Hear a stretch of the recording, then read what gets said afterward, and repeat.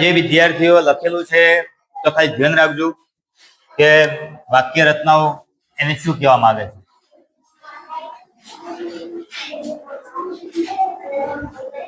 જો સિમ્પલ ફાસ્ટમાં તમે ઘણી ભૂલ કરો છો, બરાબર? કેમ કે હજી કોઈને બધા વાક્યો સાચા પડ્યા નથી.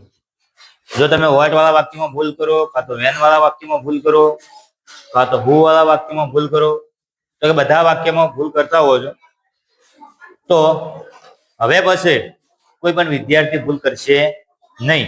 ક્યારે કે હું આ બોર્ડમાં ચલાવું એના પછી કોઈ વિદ્યાર્થીને ભૂલ થવી જોઈએ નહીં. ચલો, વાક્ય રચનાની અંદર પહેલા તમને લખાય છે વિધાનની.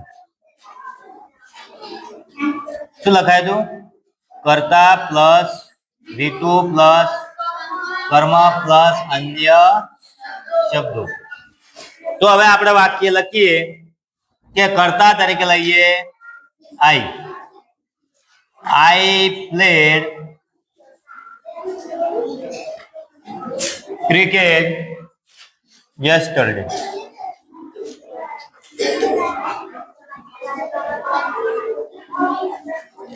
જો આ બાજુ રાખો તો કે કર્તા તરીકે શું લીધું આપણે? આઈ.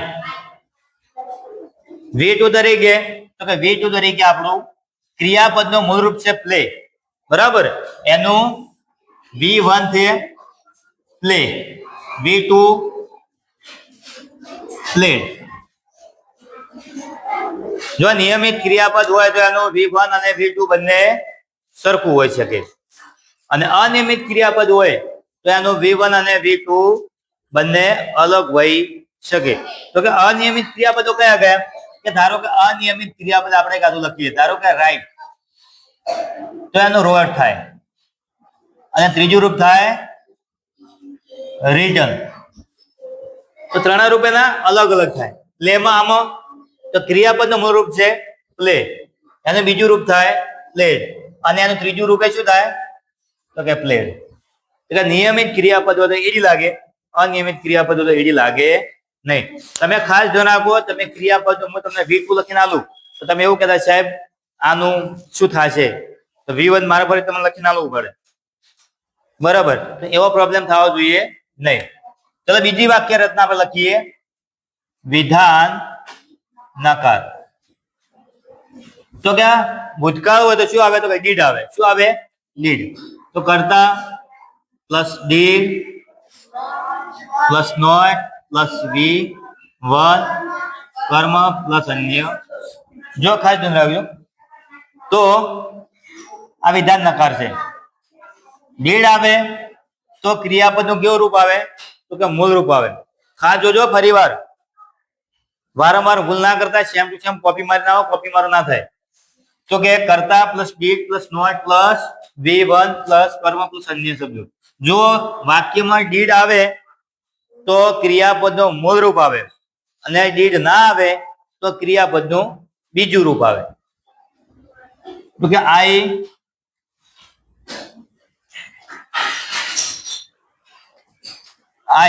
did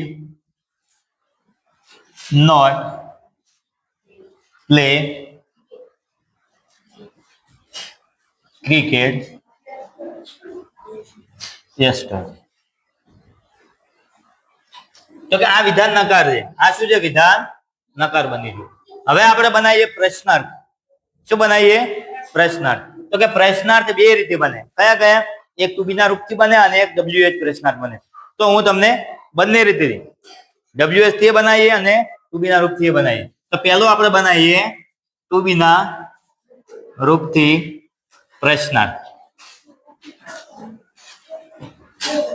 તો પહેલા શું આવશે? તો ડીડ આગળ આવી જાય. ડીડ પ્લસ કર્તા V1 કર્મ અને અન્ય શબ્દો. હવે જો એની સામે વાક્ય શું બને છે? તો કે did I play cricket yesterday. આ બની ગયું તમારું પ્રશ્નાર્થ. બીજા નંબરમાં પ્રશ્નાર્થ નકાર.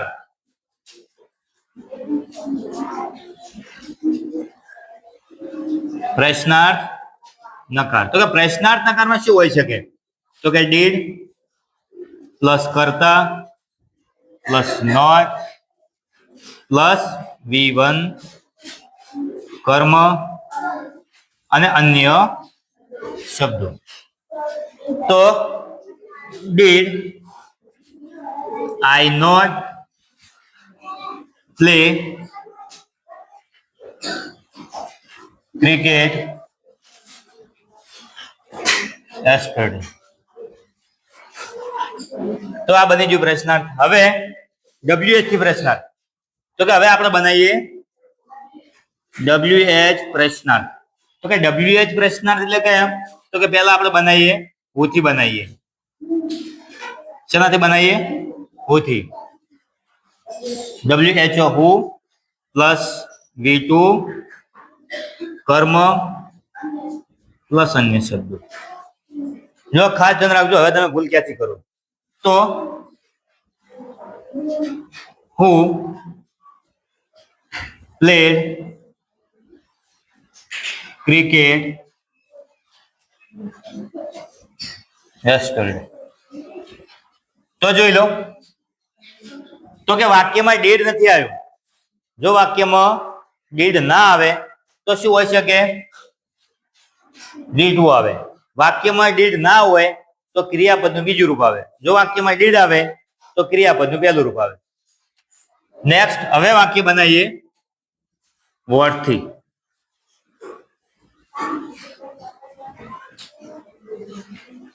વોટ પ્લસ ડીડ પ્લસ કર્તા પ્લસ V1 પ્લસ અન્ય શબ્દ. તો આમાં કર્મ આવશે નહીં. આમાં કર્મ આવશે નહીં. તો what did I play cricket? Cricket આવશે નહીં. શું આવશે? yesterday. આપણે આઈ કરતા લીધેલો એટલે ફરીથી મેં આઈ નો આઈ કરતા લીધો છે, મેં બદલ્યો નથી. નેક્સ્ટ હવે બનાવીએ આપણે વેન થી.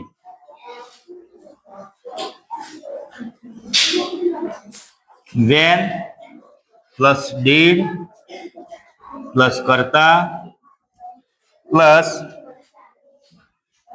V1 કર્મ. હવે અન્ય શબ્દો એટલે એમાં સમયદર્શક શબ્દો સિવાયના સ્થળદર્શક શબ્દો હોય તેની અંદર આવી શકે છે. વેન જો વોટ વાળા વાક્યમાં કર્મ નહીં આવે. When did I play cricket? આમાં ખાલી yesterday નહીં આવે. શું નહીં આવે? yesterday આવશે નહીં. તો કે આ રીતે આપણે પ્રશ્નાર્થ બનાવી શકીએ છીએ. તો કે આ રીતે WH પ્રશ્નાર્થ બનાવી શકીએ, વેન થી બનાવી શકીએ, હાઉ થી બનાવી શકીએ. તો કે બધે બધા આપણે પ્રશ્નાર્થ અને ભૂતકાળની અંદર બનાવી શકીએ છીએ. એ ખાલી ધ્યાન રાખવાનું કે yesterday હોઈ શકે અથવા લાસ્ટ હોઈ શકે. શું હોઈ શકે? લાસ્ટ. ખાસ યાદ રાખવાનું. તો કે લાસ્ટ સન્ડે હોઈ શકે અથવા લાસ્ટ મંથ હોઈ શકે અથવા લાસ્ટ યર પણ હોઈ શકે. કોઈ પણ હોઈ શકે. ખાસ શું ધ્યાન રાખવાનું કે લાસ્ટ વધારે ધ્યાન રાખવાનું. તો કે આ તમારો હતો સિમ્પલ પાસ્ટ ટેન્સ. આમાં કોઈ વિદ્યાર્થી ભૂલ કરશે નહીં. આમાં જો ભૂલ કરી તો હવે પછી તમે હવે હું વાક્ય લખાવું છું. તમારા માટે હું વાક્ય લખું છું અને તમારે હવે બનાવવાનું છે. હા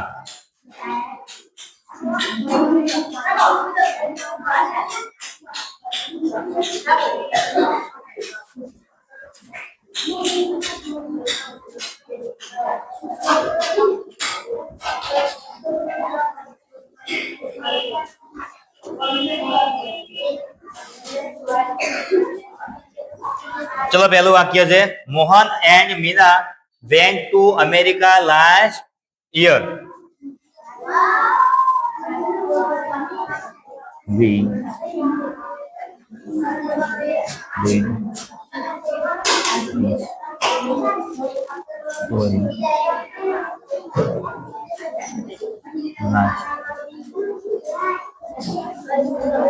ચલો we read the story last month. તો કે આપણે ગયા મહિને આ સ્ટોરી રીડ કરેલી છે અથવા કે વાંચેલી છે. તો કે આ બે વાક્યો તમારે બધાને બનાવવાના છે. દરેક વિદ્યાર્થી બનાવશે.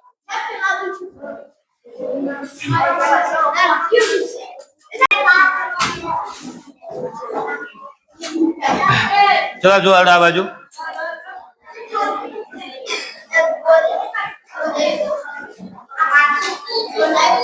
Simple future tense.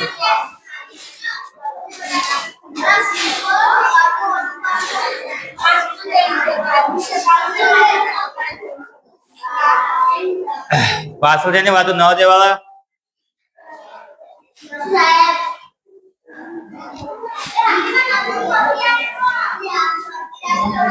જો સિમ્પલ ફ્યુચર સાદો ભવિષ્યકાળ. જે રીતે ભૂતકાળ હતો એ આ રીતે ભવિષ્ય તમે લખવાનું ચાલુ રાખજો.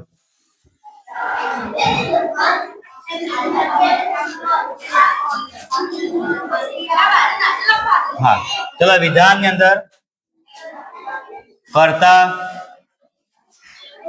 શલ અથવા વિલ V1 કર્મ અન્ય શબ્દો. આ સાદો ભવિષ્યકાળ સિમ્પલ ફ્યુચર ટેન્સ. વિધાન નકાર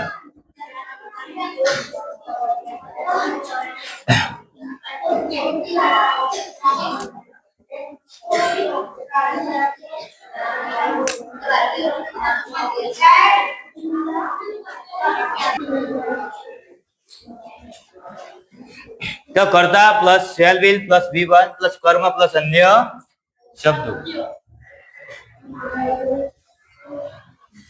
ચલો કર્તા તરીકે આપણે સી લીધો છે. સી વિલ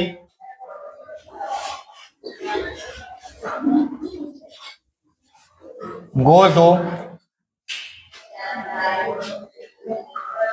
America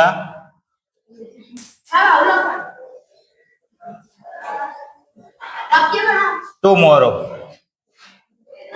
જો આ કરતા છે શેલ અથવા વિલ તો કરતા આઈ અને વી સાથે શેલ આવે. બાકીના બધા કરતા સાથે વિલ નો પ્રયોગ થાય. કે હી હોય, સી હોય, ઈટ હોય અથવા યુ હોય અથવા દે હોય અથવા કોઈ પણ નામ હોય તો પણ શું આવશે? વિલ. ખાલી આઈ અને વી ની સાથે શેલ નો પ્રયોગ થાય છે. ચલો વિધાન નકાર. કર્તા શેલ અથવા વિલ પ્લસ નોટ V1 કર્મ અન્ય શબ્દો. જો આમાં કર્મ કયું છે તો કર્મમાં કોઈ પણ સ્થળ વાચક હોય તો એ વાર્થી વાક્ય નહીં બને, પણ આગળ જોઈશું. She will not go to, આમાં કોઈ બદલાવ નહીં આવ્યો. America tomorrow. ચલો પ્રશ્નાર્થ. પ્રશ્નાર્થ ની અંદર આવશે શેલ અથવા વિલ પ્લસ કર્તા V1 કર્મ અને અન્ય શબ્દો પ્લસ પ્રશ્નાર્થ. will she go to America tomorrow. જો પ્રશ્નાર્થ નકાર. શેલ અથવા વિલ કરતા નોટ પ્લસ V1 કર્મ અને શબ્દો.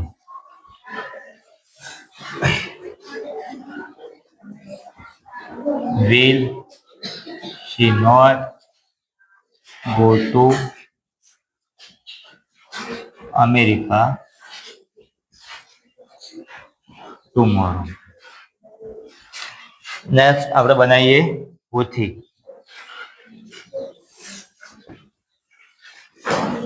who will go to America tomorrow? હવે બનાવીએ વેન થી. જો વર્તી વાક્ય બનશે નહીં. આમાં વાક્યના બાકી ને ચલો ડાયરેક્ટ વાક્ય લખી દઈએ. ચલો હું પ્લસ શેલ અથવા વિલ પ્લસ V1 કર્મ પ્લસ અન્ય શબ્દો. ચલો હું will go to America tomorrow. Next બનાવીએ આપણે વેન થી. when will she go to America tomorrow? Sir આમાં વાક્ય જો ફરી ડાયરેક્ટ વાક્ય લખી દે. when shall will કરતા V1 કર્મ અન્ય શબ્દ તરીકે ટાઈમ વર્સ નહીં આવે. when will she go to America? હવે વાક્ય બનાવવાનું છે વર્ડથી નહીં પણ વેરથી બનાવીએ. વેર પ્લસ શેલ અથવા વિલ પ્લસ કરતા V1 કર્મ અન્ય શબ્દ. વેર will she go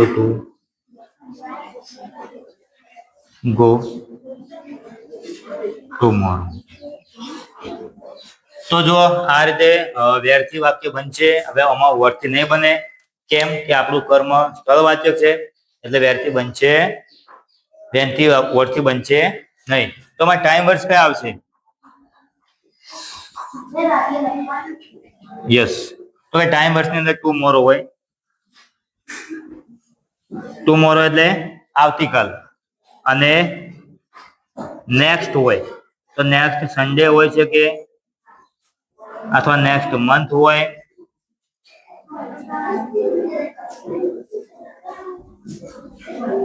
અથવા નેક્સ્ટ યર હોય શકે. તો આ તમારો હતો સિમ્પલ ફ્યુચર ટેન્સ. અને તમારા માટે વાક્ય હું લખું છું.